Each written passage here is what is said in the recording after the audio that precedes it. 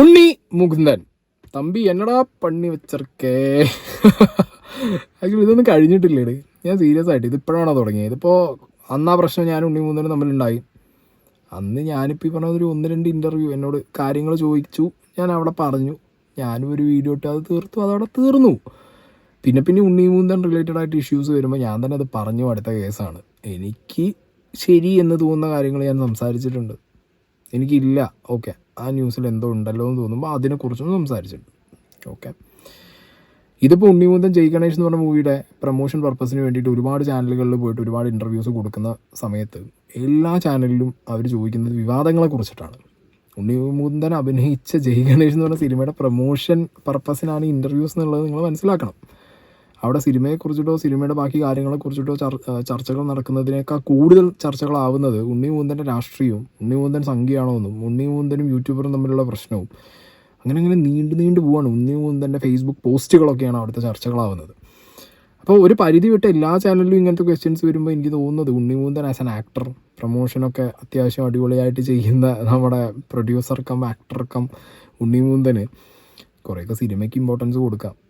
വിവാദങ്ങളിലൂടെ ഇനിയിപ്പോൾ ഇൻ്റർവ്യൂ ഒരു വൈറലാവുന്നുള്ളതൊക്കെ അതൊക്കെ കഴിഞ്ഞു. ഇതൊക്കെ കെട്ടടങ്ങി, എന്താ പറയുക, എരിയുന്ന തീയിൽ വെള്ളം ഒഴിച്ച് കെടുത്തിയ വിവാദങ്ങളാണ്.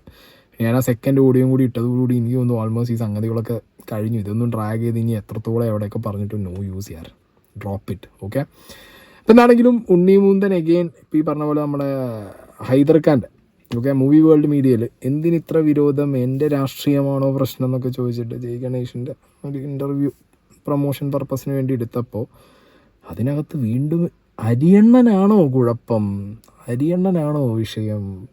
നമ്മൾ ഈ ചാടി കയറി ഇത്രയും ഒച്ചപ്പാട് വെച്ചത് ഒരു പാവപ്പെട്ടവൻ അരി മേടിക്കാനുള്ള പൊട്ടിക്കണ്ടല്ലോ. അപ്പം ഞാൻ മനസ്സിലാക്കിയതെന്ന് വെച്ചാൽ അത് ഭയങ്കര ഒരു ഡെഫിനറ്റ്ലി എൻ്റെ ഭാഗത്തു നിന്ന് ഭയങ്കര ഒരു വൈൽഡ് റിയാക്ഷൻ ആയിരുന്നു. തെറ്റൊന്നും പറയുന്നില്ല, പക്ഷേ നമ്മൾ ഡീൽ ചെയ്ത രീതി അത് പിന്നീട് അപ്പം എനിക്ക് കറക്റ്റായി തോന്നി, ഇന്നും കറക്റ്റായി തോന്നി. പക്ഷേ ഞാൻ പിന്നീട് ഇയാളുടെ വേർഷൻ ഉണ്ടല്ലോ, ഞാനിങ്ങനെ അരി മേടിക്കാനാണ് ഇത് ചെയ്യുന്നതെന്ന് പറഞ്ഞപ്പോൾ എനിക്ക് തോന്നി അവരുടെ വീട്ടിൽ അച്ഛനുണ്ടാവും, അമ്മയുണ്ടാവും, ഭാര്യ ഉണ്ടാവും, കുട്ടികളുണ്ട്. ഈ അരി കൊണ്ട് അവരെല്ലാവരും ഊണ് കഴിച്ചു കാണും. അപ്പോൾ എന്നിലൂടെ അങ്ങനെ ഒരു കുടുംബത്തിന് അരി മേടിക്കാൻ പറ്റിയിട്ട് അവരുടെ വിശപ്പ് പോയിട്ടുണ്ടെങ്കിൽ എനിക്ക് സന്തോഷം മാത്രമേ ഉള്ളൂ. എന്ന് വെച്ച് ഇത് ആവർത്തിക്കരുത്. ശരി, ആയിക്കോട്ടെ, ജീവിക്കാൻ വേണ്ടിയിട്ടല്ലേ. ഇനിയിപ്പോൾ ജീവിക്കാൻ വേണ്ടി ഞാനും സിനിമ ചെയ്യുന്നത്. ജീവിക്കാൻ വേണ്ടി ചിലപ്പോൾ പുള്ളി ഈ ഒരാളുടെ പേര് വെച്ചിട്ട് 4 ഹാഷ്ടാഗ് വെച്ചിട്ട് അടുപ്പിച്ച് റിവ്യൂ ഇട്ട് അല്ലെങ്കിൽ റിവ്യൂയുടെ മറവിൽ അയാൾക്ക് പറയേണ്ട ചില പൊളിറ്റിക്കൽ ആശയങ്ങൾ പുള്ളി പങ്കുവയ്ക്കുമ്പോൾ അതിലൊരു മോണിറ്റൈസേഷൻ എന്ന പരിപാടി ഉണ്ടാവും. അതിൻ്റെ പേരിൽ കുറച്ച് പൈസ കിട്ടുന്നുണ്ടാവും. എന്നാൽ പിന്നെ അങ്ങനെ ജീവിച്ചു പോട്ടെ. ഓക്കെ, അപ്പോൾ ഉണ്ണി മുകുന്ദൻ പറഞ്ഞത് പാവം ഞാൻ ജീവിച്ചു പോട്ടെ, കുഴപ്പമൊന്നുമില്ല, അരി മേടിക്കാനല്ലേ, അരി മേടിക്കാനാണ് ഉണ്ണി, അരി മേടിക്കാൻ തന്നെയാണ്. അത് ഞാൻ തന്നെ തുറന്നു പറഞ്ഞിട്ടുള്ളതാണ്. നാട്ടുകാരൻ എൻ്റെ അരിയണ്ണം എന്നാണ് പറയുന്നത്. അരി മേടിക്കാൻ തന്നെയാണ് ഈ വീഡിയോ ചെയ്യുന്നത്. മോണിറ്റൈസേഷൻ ഓൺ ആക്കിയിട്ട് തന്നെയാണ് വീഡിയോ ചെയ്യുന്നത്. ഓക്കെ, അപ്പോൾ നിങ്ങൾ സിനിമ ചെയ്ത് നിങ്ങൾ നിങ്ങളുടെ അരി മേടിക്കുന്നു, ഞാനിപ്പുറത്തെ എൻ്റെ പെർസ്പെക്റ്റീവിലിരുന്ന് സംസാരിച്ച് ഞാൻ അരി മേടിക്കുന്നു. മനസ്സിലായ? ഞാൻ ഇപ്പോഴും ഉറച്ചു നിൽക്കുന്നു. നിൻ്റെ വീട്ടുകാരെയോ നിൻ്റെ പേഴ്സണൽ ലൈഫിനെയോ ഞാൻ വലിച്ചിട്ട് എവിടെയും കയറിയിട്ടില്ല. അങ്ങനെ ആരെങ്കിലും ഒരു ബോധം തലയിലേക്ക് കുത്തി വെച്ച് തന്നിട്ടുണ്ടെങ്കിൽ പറയുമ്പോഴൊക്കെ ഭയങ്കര വിക്കി അല്ലെങ്കിൽ തപ്പിത്തടഞ്ഞൊക്കെ സംസാരിക്കുന്നുണ്ട്. പിന്നെ മറവിലിരുന്ന് പൊളിറ്റിക്സ് പറയുന്നത്, ആ സംശയം നാട്ടുകാർക്ക് ഉണ്ണി മുകുന്ദനോടാണുള്ളത്. അല്ലാതെ ഞാനൊരു സിനിമ റിവ്യൂവിൽ മറവിലിരുന്നു കൊണ്ട് എൻ്റെ രാഷ്ട്രീയം സംസാരിക്കുന്നു എന്നുള്ളത് ഇതുവരെയായിട്ട് എന്നോടാരും ചോദ്യം ചെയ്തിട്ടോ പറഞ്ഞിട്ടോ ഇല്ല. ഞാൻ ഒരുപാട് സിനിമകൾ റിവ്യൂ ചെയ്തിട്ടുണ്ട്. ഓക്കെ, പക്ഷെ ഉണ്ണി മുകുന്ദൻ വന്നിരിക്കുന്ന ഓരോ ഇൻ്റർവ്യൂവിലും ഇവരുടെ ചോദ്യങ്ങൾ ഉണ്ണി മുകുന്ദൻ ഒരു സംഖ്യയാണോ, ഉണ്ണി മുകുന്ദൻ്റെ രാഷ്ട്രീയം സംഘപരിവാറിൻ്റെ രാഷ്ട്രീയമാണോ, അങ്ങനെയൊക്കെയാണ്. അപ്പോൾ ഒന്ന് ആലോചിച്ച് നോക്കുക, എവിടെയോ ഉണ്ണി മുകുന്ദൻ ഒളിഞ്ഞിരുന്ന് തൻ്റെ രാഷ്ട്രീയ ആശയങ്ങൾ പറയുന്നൊരു വ്യക്തിയാണ് എന്നുള്ള ഒരു ചോദ്യം ചെയ്യൽ നിങ്ങൾക്ക് വരുന്നുണ്ടെങ്കിൽ, നിങ്ങളത് ഫേസ് ചെയ്യേണ്ട ഒരു അവസ്ഥ നിങ്ങൾക്ക് ഈ സൊസൈറ്റിയിലുണ്ടെങ്കിൽ സൊസൈറ്റി നിങ്ങളെ എന്താണ് ചിന്തിച്ച് വെച്ചിട്ടുള്ളത്? പക്ഷേ ഞാൻ എൻ്റെ വീഡിയോസിൽ എപ്പോഴും പറയാറുണ്ട്, ഉണ്ണി മുകുന്ദൻ എന്ന് പറഞ്ഞ വ്യക്തി അൺടിൽ അൺലെസ് അയാളുടെ രാഷ്ട്രീയം പറയാത്തിടത്തോളം കാലം അതെന്തിനാ ചോദ്യം ചോദിക്കുന്നു എന്ന് ഞാൻ ഇതിനു മുമ്പും ഒരുപാട് വീഡിയോസിൽ ചോദിച്ചിട്ടുള്ളതാണ്. അതിലൊക്കെ ഞാൻ ഉണ്ണി മുകുന്ദനെ ഒന്ന് സപ്പോർട്ട് ചെയ്യും. കാരണം അയാൾ എവിടെ അയാളുടെ രാഷ്ട്രീയം പറഞ്ഞിട്ടില്ല. പിന്നെ അയാളൊരു ഹിന്ദു മത വിശ്വാസിയാണ് എന്ന് ഉറപ്പിച്ച് പറയുന്നു. It's good. ഞാൻ വിശ്വാസമില്ലാത്ത ഒരാളാണ്, ഒരു മതത്തിലും വിശ്വസിക്കാത്ത ഒരാളാണെന്ന് ഞാൻ ഉറപ്പിച്ച് പറയാൻ എനിക്ക് പറ്റുന്നുണ്ടെന്നുണ്ടെങ്കിൽ ഏതെങ്കിലും ഒരു മതത്തിൽപ്പെട്ട ഒരാൾക്ക് ഞാൻ ഇന്ന മതവിശ്വാസിയാണെന്ന് പറയാൻ ഇവിടെ റൈറ്റ്സ് ഉണ്ട്. അതിൽ ഉറച്ച് നിൽക്കണം. അത് തന്നെയാണ് കറക്റ്റ്. പക്ഷെ ആ പറഞ്ഞതുകൊണ്ട് നിങ്ങളെ സംഘി എന്നും അല്ലെങ്കിൽ ആ പറഞ്ഞത് കൊണ്ട് നിങ്ങളെ രാഷ്ട്രീയം സംഘപരിവാറിൻ്റെ രാഷ്ട്രീയമാണ് എന്നുള്ളൊരു തോട്ട് ആളുകളിലേക്ക് എത്തുന്നുണ്ട് എന്നുണ്ടെങ്കിൽ, അല്ലെങ്കിൽ അവരത് നിങ്ങളുടെ ചോദ്യം ചെയ്യുന്നുണ്ട് എന്നുണ്ടെങ്കിൽ, ഈ മറവിലിരുന്ന് രാഷ്ട്രീയം പറയുന്ന ഒരു സംശയം നിങ്ങൾക്കെതിരെ നാട്ടുകാർക്കുണ്ട്.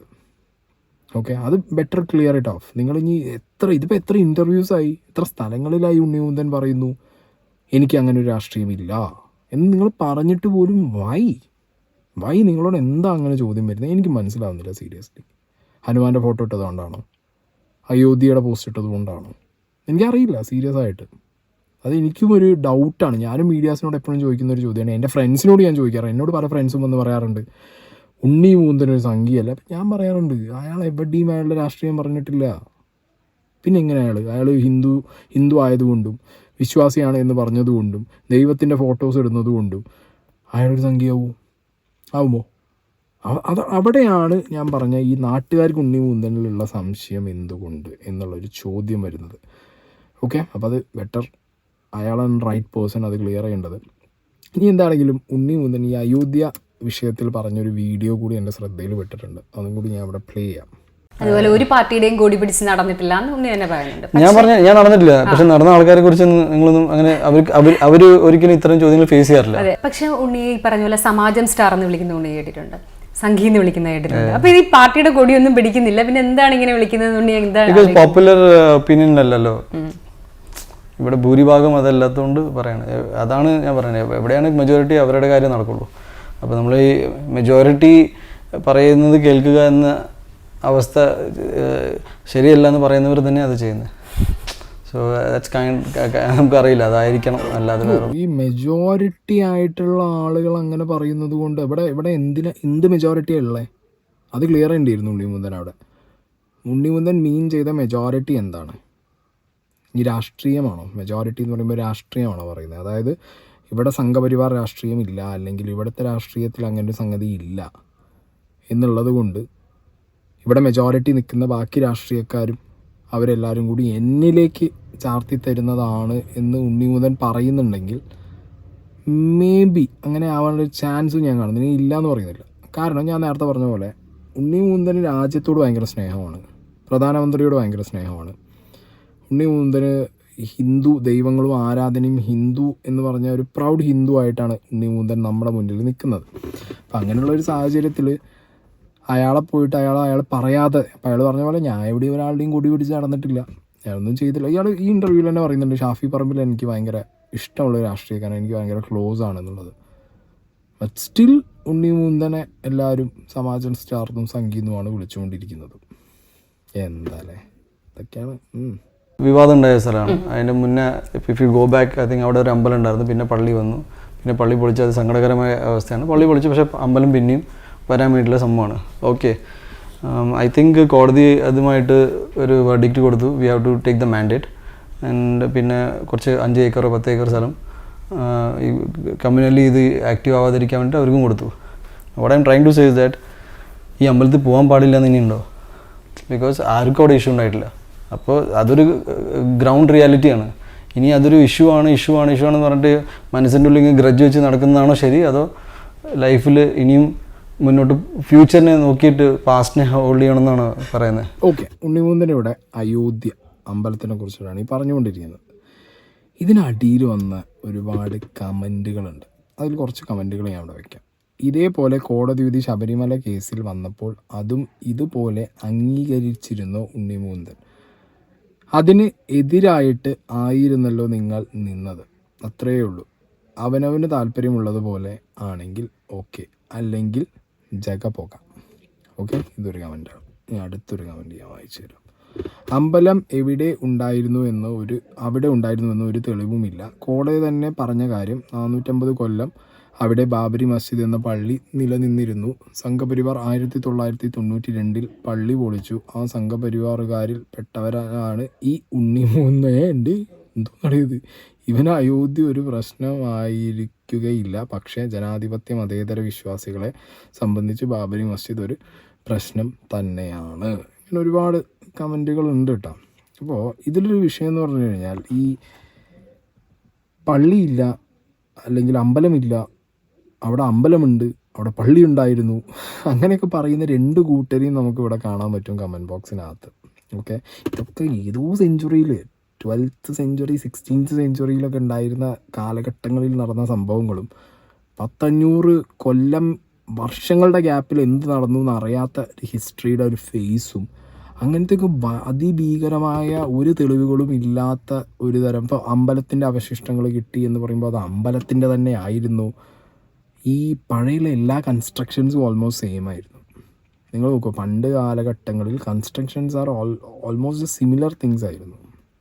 അപ്പോൾ അത് എന്താണ് എങ്ങനെയാണ് എന്നുള്ളതൊക്കെ മനസ്സിലാക്കാൻ ഭയങ്കര പാടാണ്. പിന്നെ 1306 പേജുള്ള വിധിപ്പകർപ്പാണ് തോന്നുന്നു ഈ അയോധ്യ കേസിൻ്റെ. അതിലെവിടെയാണ് ഈ അമ്പലം പൊളിച്ച് പള്ളി ഉണ്ടാക്കിയത് എന്നുള്ള ഒരു സംഗതി ഉള്ളതെന്നുള്ളത് എനിക്ക് ക്ലിയർ അല്ല. ഓക്കെ, ബിക്കോസ് ഞാൻ ചെയ്ത വീഡിയോസിനൊക്കെ റെഫറൻസ് എടുത്ത സമയത്ത് എനിക്ക് അങ്ങനെ ഒരു സാധനം കിട്ടിയതായിട്ട് എനിക്ക് ഓർമ്മയില്ല. ഇനി നിങ്ങൾ ആരെങ്കിലും അതിനെക്കുറിച്ചുള്ള റെഫറൻസ് സാധനം ഉണ്ടെന്നുണ്ടെങ്കിൽ please send me in my Instagram. Okay, അപ്പോൾ അങ്ങനെയുള്ള കാര്യങ്ങളും ഇതിൽ ഒരുപാട് കോംപ്ലിക്കേഷൻസ് ഉള്ള ഒരു സംഗതിയാണിത് ഈ അയോധ്യ കേസ്. ഇപ്പോൾ ഹിന്ദു ആയതുകൊണ്ടും ഹിന്ദു മതവിശ്വാസത്തിൽ അടിയുറച്ച് വിശ്വസിക്കുന്ന ഒരു വ്യക്തി ആയതുകൊണ്ടും ഉണ്ണി മുകുന്ദൻ എന്ന് പറഞ്ഞ വ്യക്തിയെ ഞാൻ കാണുന്നത് ഭയങ്കര വികാരം കുറച്ച് കൂടുതലുള്ള ഒരാളാണ്. ഭയങ്കര കുറച്ചൊരു ആ ഒരു സൈഡ് ഉണ്ടല്ലോ, നമ്മൾ കണ്ടില്ല നമ്മുടെ ഡേ ടു ഡേ ലൈഫിൽ. ഞാൻ ഹിന്ദുവാണ്, ഞാൻ മുസ്ലിമാണ്, ഞാൻ ക്രിസ്ത്യനാണ്, ആ ഒരു ടൈപ്പ് ഓഫ് വികാരമുള്ള ഒരാളാണ്. പക്ഷേ ഇവർ ഉപദ്രവിക്കുകയൊന്നുമില്ല കേട്ടോ. ബാക്കി മതസ്ഥരെ ഉപദ്രവിക്കുക അല്ലെങ്കിൽ അവരോട് കച്ചറയ്ക്കുക അങ്ങനെയൊന്നുമില്ല. പക്ഷേ അവരെ സ്വന്തം മതം എന്ന് പറയുമ്പോൾ അവർ ഭയങ്കരമായിട്ടൊരു വികാരം കൊള്ളുന്ന ആളുകളാണ്. അപ്പോൾ അവർക്കൊരു എക്സ്ട്രാ വികാരത്തിൻ്റെ മുകളിൽ പറയുന്ന സമയത്ത് അമ്പലം വന്നു, ഇറ്റ്സ് ഗുഡ്, അമ്പലം വന്നു പറയുമ്പോൾ തന്നെ അവർ ഫ്ലാറ്റാണ്. അങ്ങനെ ചിന്തിക്കുന്ന ആളുകളിൽ പെട്ട ഒരാളായിരിക്കണം ഉണ്ണി മുകുന്ദൻ. അതായത് ഞാൻ ഹിന്ദുവാണ്, നമ്മുടെ അമ്പലം വന്നു, ഗുഡ്. രാമജന്മഭൂമിയിൽ അമ്പലം, രാമനൊരു അമ്പലം, അതൊരു പൊളിറ്റിക്കൽ രാമനാണോ എന്നുള്ളത് ചിന്തിക്കുന്നില്ല എന്നുള്ളിടത്താണ് പ്രശ്നം വരുന്നത്. കാരണം ഇത് പറയുമ്പോൾ തന്നെ നിങ്ങൾ ആലോചിച്ച് നോക്ക്, ഒരു സൈഡിൽ പള്ളി വന്നു, ഒരു സൈഡിൽ അമ്പലം വന്നു. അങ്ങനെയാണെന്നുണ്ടെങ്കിൽ ഇവിടെ എത്രത്തോളം ചർച്ച വരില്ല. ഇവിടെ പള്ളിക്കുള്ള സ്ഥലം കൊടുത്തു, വർക്കുകളൊന്നും നടന്നില്ല. സ്ഥലം മാത്രം ഇപ്പോഴും അവിടെ കിടക്കുന്നുണ്ട്. അവിടെ ഒരു പള്ളി പൊങ്ങിയതായിട്ട് എൻ്റെ അറിവിലില്ല, പള്ളി പൊങ്ങുന്നതായിട്ടും എൻ്റെ അറിവിലില്ല. ഇവിടെ പൊങ്ങിയത് ഒരു അമ്പലമാണ്. അപ്പോൾ അതൊരു പൊളിറ്റിക്കൽ രാമനാണ്, അല്ലെങ്കിൽ അതൊരു പൊളിറ്റിക്കൽ ഫേസിൽ BJPയുടെ ഒരു പൊളിറ്റിക്കൽ അജണ്ടയുടെ ഭാഗമായിട്ട് പൊങ്ങിയ ഒരു അമ്പലമാണെന്നൊക്കെ ചിന്തിച്ച് കഴിഞ്ഞാൽ തന്നെ ഏകദേശം കാര്യങ്ങൾ മനസ്സിലാവും. പിന്നെ ആസ് എ ഇൻഡിവിജ്വൽ ഈ പറഞ്ഞ ഉണ്ണി മുകുന്ദൻ അയാളുടെ പെർസ്പെക്റ്റീവ്സ് പറയാം.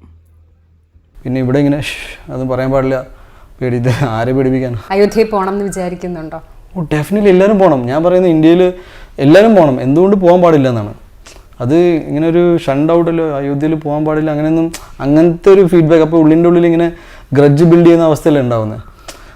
ഇഷ്യൂസ് ആവാതിരിക്കാനാണ് കേസ് കോടതിയിൽ പോയതും ആൾക്കാർ അതിനെ ഫൈറ്റ് ചെയ്തു ഒരുപാട് വർഷങ്ങളായിട്ട്. ഞാനും എൻ്റെ കുട്ടിക്കാലം മുന്നേ തുടങ്ങിയതല്ലേ, നമ്മൾ ഫുൾ കേസ് സ്റ്റഡി വായിച്ചിട്ടുണ്ട്.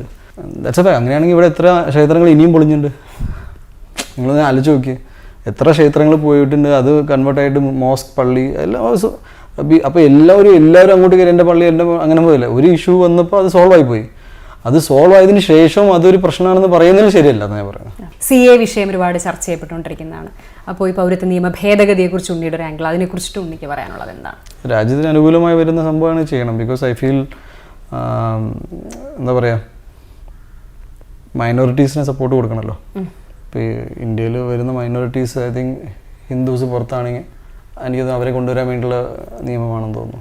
എനിക്കറിയാം ഇത് മുസ്ലിം കമ്മ്യൂണിറ്റീനെ ഭയങ്കരമായിട്ട് മാറ്റി നിർത്തി. മറ്റേ പാകിസ്ഥാനിൽ ഉള്ള വരുന്ന it is for the minority. So ഒരു ഇസ്ലാമിക് സ്റ്റേറ്റിൽ മൈനോറിറ്റീസ് ഒരിക്കലും മുസ്ലിംസ് ആയിരിക്കില്ലല്ലോ. അപ്പോൾ ആ ഒരു അണ്ടർസ്റ്റാൻഡിങ് മനസ്സിലായി കഴിഞ്ഞാൽ ഇത് ആൻറ്റി മുസ്ലിം ലോ ആയിട്ട് തോന്നില്ല. Which I feel is not, എൻ്റെ അണ്ടർസ്റ്റാൻഡിങ് അനുസരിച്ച്. പിന്നെ NRC ഒക്കെ വരുമ്പോൾ സിറ്റിസൺഷിപ്പ് ഐ തിങ്ക് അമെൻമെൻറ്റ് ആക്റ്റും കാര്യങ്ങളൊക്കെയാണ്. ഐ തിങ്ക് നമുക്ക് അറിഞ്ഞിരിക്കണം എന്നൊരു ചുറ്റുവട്ടത്ത് ആരാ ഉള്ളതെന്ന്. ഇവിടെ ജിഷ കേസും മറ്റേ കേസൊക്കെ വരുമ്പോൾ കൊന്നത് ആരാണെന്ന്, നോക്കിയത് ആരാണെന്ന് അങ്ങനത്തെ ടോക്ക് വന്നിട്ടുണ്ടാണ്. So for the country to function properly നിങ്ങളുടെ ചുറ്റും നിങ്ങളുടെ അപ്പുറത്ത് ആരായിരിക്കുന്നത് നിങ്ങൾ അറിഞ്ഞിരിക്കണം എന്ന് ഞാൻ വിശ്വസിക്കുന്നു. ഓക്കെ, അപ്പോൾ ഈ വിഷയങ്ങളിലൊക്കെ ഉണ്ണി മുകുന്ദൻ സംസാരിക്കുന്ന സമയത്ത് ഞാൻ എഗെയിൻ പറയുന്നു, ഈ വിഷയങ്ങളൊക്കെ ഉണ്ണി മുകുന്ദൻ സംസാരിക്കാം. As an individual he can, no worries he can. But ഞാൻ അപ്പോഴും പറയുന്നത് എന്താണെന്ന് വെച്ച് കഴിഞ്ഞാൽ ഇവിടെ ചിന്തിക്കേണ്ടതായിട്ടുള്ള ഒരുപാട് കാര്യങ്ങളുണ്ട്. ഓക്കെ, ഇന്ത്യ എന്ന് പറയുന്നതൊരു ഭാരതം, ഇന്ത്യ, ഹിന്ദുസ്ഥാൻ, ഇതൊരു ഹിന്ദു രാജ്യമാണോ? എൻ്റെ അറിവിലല്ല.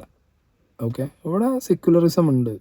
എല്ലാ ജാതി മതത്തിൽപ്പെട്ട ആളുകളും ഒരുപോലെ നല്ല സുഖത്തിൽ ജീവിക്കുന്ന ഒരു രാജ്യമായിട്ടാണ് ഇത് വേണ്ടത്, മുന്നോട്ട് പോകേണ്ടത്. അപ്പോൾ ഒരു രാജ്യത്തിലേക്ക് ഹിന്ദുക്കൾ മൈനോറിറ്റീസ് ആയിട്ടുള്ള മുസ്ലിം കൺട്രീസിൽ നിന്ന് ആളുകളെ ഇങ്ങോട്ട് കൊണ്ടുവരുമ്പോൾ, അല്ലെങ്കിൽ ഹിന്ദു മൈനോറിറ്റി ഉള്ള രാജ്യങ്ങളിൽ നിന്ന് മൈനോറിറ്റീസിൽപ്പെട്ട ഹിന്ദുക്കൾക്ക് അവിടെ ഉണ്ടായ അവരുടെ പ്രശ്നങ്ങൾ, ആ പ്രശ്നങ്ങൾ ഫേസ് ചെയ്തിട്ട് പലായനം ചെയ്യുന്നവരെ ഇങ്ങോട്ട് കൊണ്ടുവരുമ്പോൾ, ഇവിടെ ഹിന്ദുക്കളെ മാത്രം കൊണ്ടുവരാനുള്ള ഒരു പ്ലാനിൻ്റെ ഭാഗമായിട്ടോ അല്ലെങ്കിൽ ഒരു പെർട്ടിക്കുലർ റീജിയനിൽ വന്ന ആളുകളെ സെറ്റിൽ ചെയ്തിട്ട് അതൊരു വോട്ട് ബാങ്കായിട്ട് തിരിക്കാനുള്ള പ്രശ്നം, അതൊക്കെ ചിന്തിച്ച് വേണം അവിടെ സംസാരിക്കുക എന്നുള്ളതാണ് എൻ്റെ ഒരു സൈഡ്.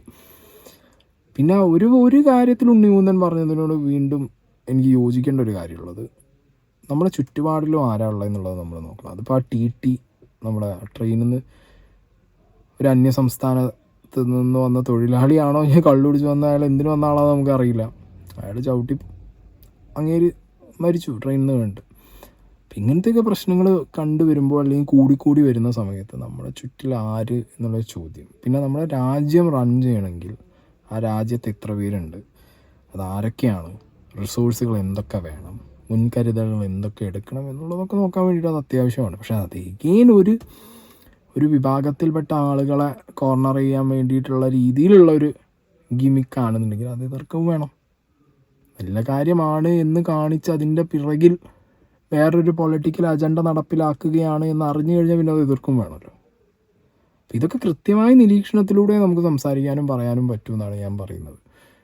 ഇങ്ങനെയൊക്കെ സംസാരിക്കുന്നത് കൊണ്ടും ഈ കാര്യങ്ങളിലൊക്കെ ഒരു അഭിപ്രായം വെക്കുന്നത് കൊണ്ടും ആ വെക്കുന്ന അഭിപ്രായത്തിൽ കുറച്ച് ക്ലാരിറ്റി കമ്മി ഉള്ളത് കൊണ്ടുമാണ് ഉണ്ണിമൂന്തൻ എന്ന് പറഞ്ഞ വ്യക്തിയെ എല്ലാവരും ഒരു സംഖ്യയായും അല്ലെങ്കിൽ ഒരു BJP-കാരനൊക്കെ ആയിട്ട് കാണുന്നതെന്നാണ് എനിക്ക് പറയാനുള്ളത്.